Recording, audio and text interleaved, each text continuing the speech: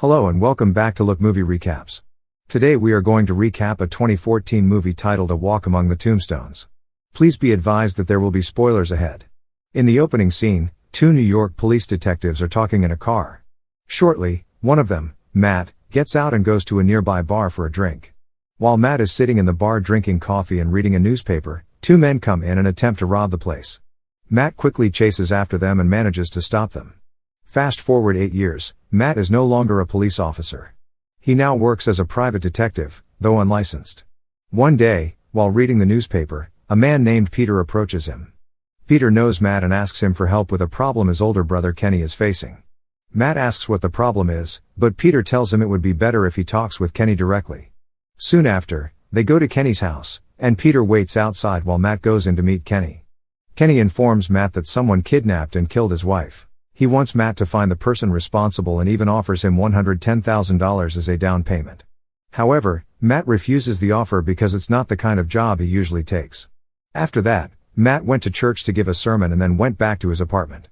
When he got there, the apartment guard told him that someone was waiting for him, and it turned out to be Kenny. Kenny arrived to share with Matt the details of his wife's abduction.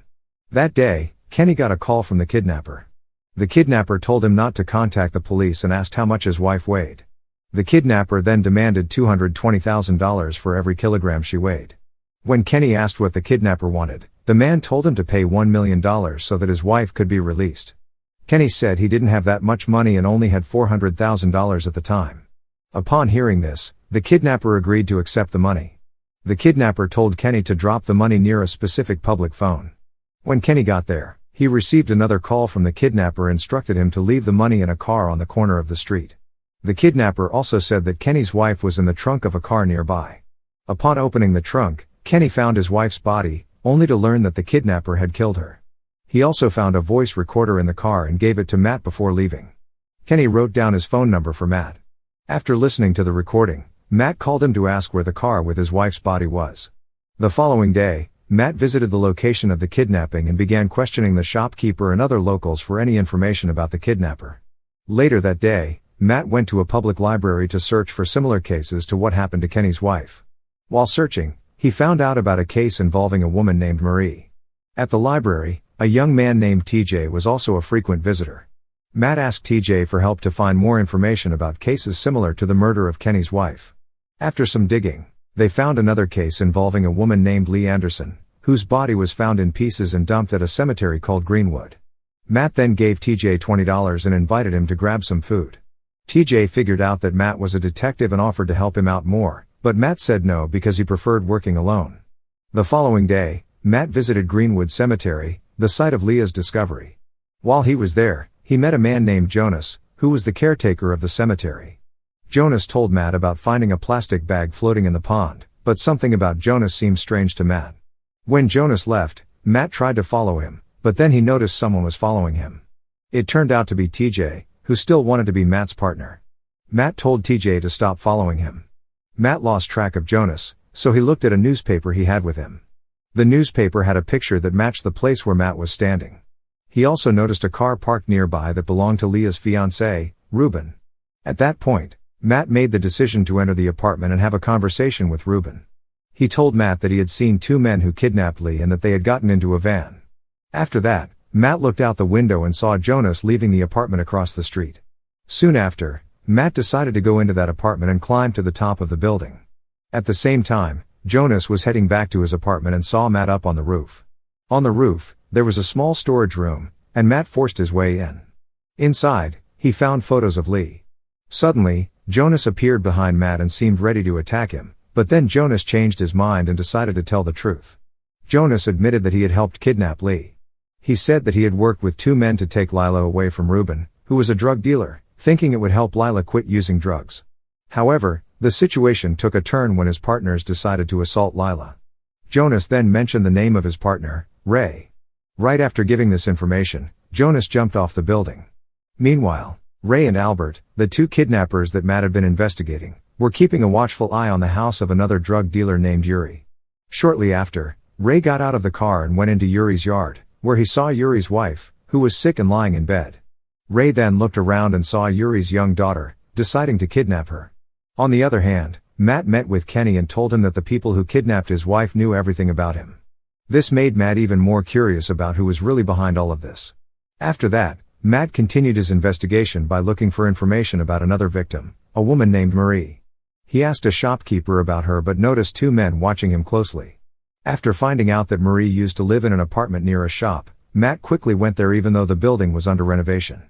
When he got inside, two men suddenly attacked him because they thought he was there to arrest them. But after Matt explained why he was there, the men told him that Marie was actually a police officer working in the narcotics division. Ray and Albert killed her, then stole the crucial data she had on drug dealers. That evening, Matt met up with TJ, who showed him a gun he had found. TJ explained that he saw someone running and throwing a bag into a trash can, so he took the bag and found the gun inside.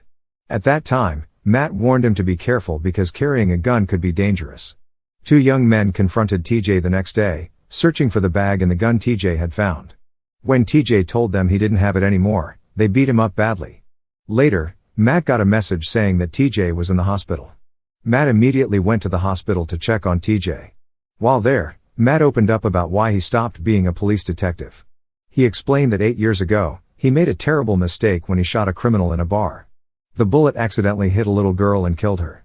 This mistake made Matt feel so guilty that he decided to quit his job as a police officer. Meanwhile, at Yuri's house, Lucia, his daughter, was caring for her sick mother while the nurse was out shopping with Yuri. During this period, Ray and Albert seized the opportunity to abduct Lucia. The following day, Matt met with Peter as TJ left the hospital. At that moment, Peter told Matt that Kenny was going to visit a friend who was dealing with a similar problem. Shortly after, they went to Kenny's friend's house, who turned out to be Yuri. Yuri informed them that the kidnappers had abducted Lucia the previous night, and he received a call from them in the morning. Not long after, Yuri's phone rang again, and it was Ray asking for ransom money to release Lucia, but Matt took the phone and tried to threaten Ray, telling him that if anything happened to Lucia, they wouldn't get any money. After hanging up, Matt contacted TJ and asked him to get a box from his apartment closet. At that time, Matt arranged for Peter to pick up TJ and bring the box to where Matt was. Later, the phone at Yuri's house rang again. Matt requested confirmation that Lucia was still alive before transferring any money. He asked Ray to tell him the name of Lucia's dog. When Ray answered correctly, Matt believed that Lucia was still alive. Matt then negotiated with Ray to decide on a place to exchange the money, and they finally agreed to meet at Greenwood Cemetery that evening. Not long after, TJ arrived and handed a box to Matt, which turned out to contain a weapon that Matt planned to use later. Following this, they devised a plan to conceal some of the money with counterfeit bills and ready themselves for a potential confrontation. Then they decided that Peter, who had military experience, would act as a sniper. Soon after, they headed to Greenwood Cemetery, following their plan. When they got there, Matt told TJ to stay in the car. During the money exchange, Albert instructed Ray to monitor Matt while he checked the money in the car. As Ray and Matt stood together, they argued over the weapon Ray was holding. Meanwhile, Albert discovered that some of the money was counterfeit. He quickly told Ray to shoot Matt, but Matt was faster and shot Ray first, leading to a shootout. During the chaos, Ray shot and killed Peter. When Matt got back to the car, he noticed TJ was missing. Kenny speculated that TJ might have fled when he heard the gunfire. However, Ray, who had sustained a bullet from Matt, was in agony as they departed, oblivious to TJ's presence in their van. Luckily, Matt called TJ's phone, and he told Matt that he was in the kidnapper's car. Matt then instructed TJ to get out of the car and tell him their location while Albert was counting the remaining real money. Ray grabbed a stun gun, planning to use it against Albert.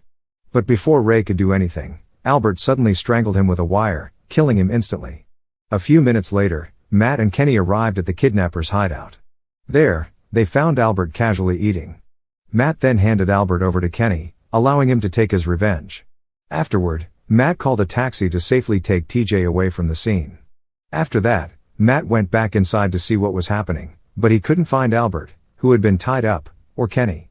Soon after, Matt began his search for them. As he went down to the basement, he saw Kenny lying dead on the stairs.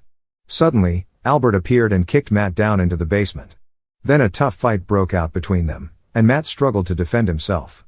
Albert grabbed a butcher knife and was about to attack Matt, but then Matt noticed the stun gun that Ray had.